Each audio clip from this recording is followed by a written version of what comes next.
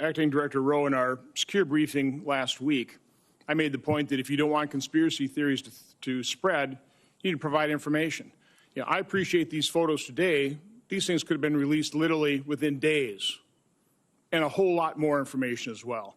So Congress needs to provide oversight. We don't have certain investigatory tools like you have, but what we can do is do interviews.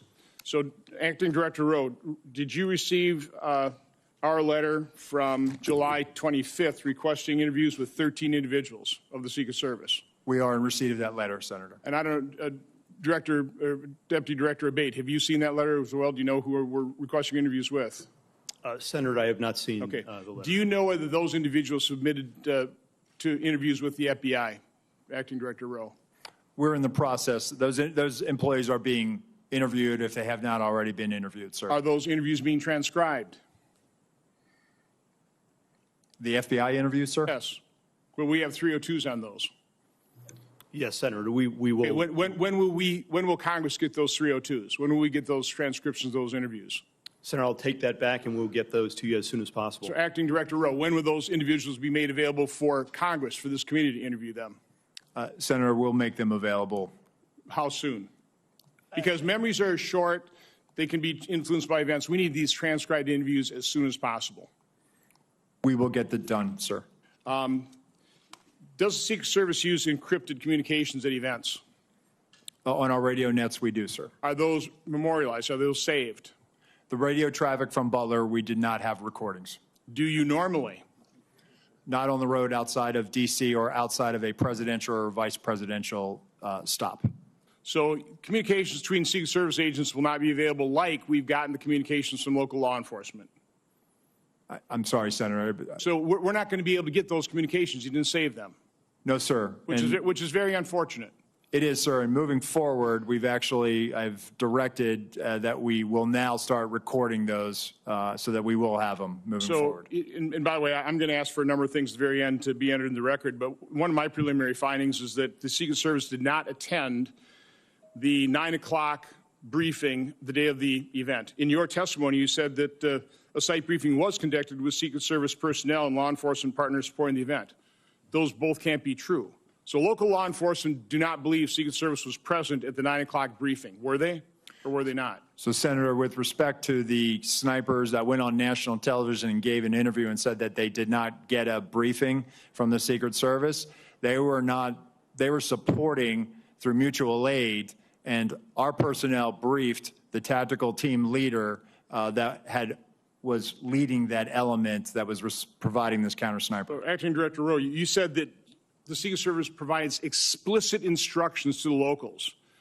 Were explicit instructions provided to cover the roof of the AGR building and locals just not follow it, or were those explicit instructions not provided? It's my understanding what was communicated is that the locals had a plan and that they had been there before.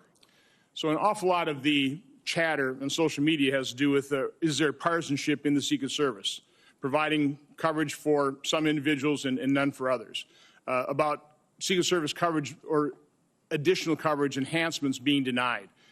Was there ever requested additional coverage for Mar-a-Lago?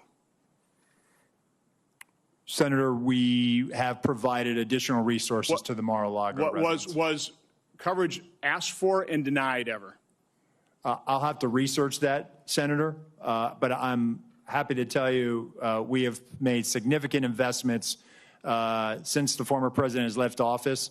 Over $4 million of technology, resources, and alarms. Documents will come out eventually to make the point one way or the other. This is an important piece of information that Congress needs to have. Senator, we'll make those available to you, the investments we've made. There's a report today by Susan Crabtree of Real Clear Politics saying that you denied sniper coverage outside of driving distance to D.C. Is that true? That is a false statement, sir. Well, that is incorrect. That is incorrect. Okay. I mean, that's the kind of information you need to refute with documentation.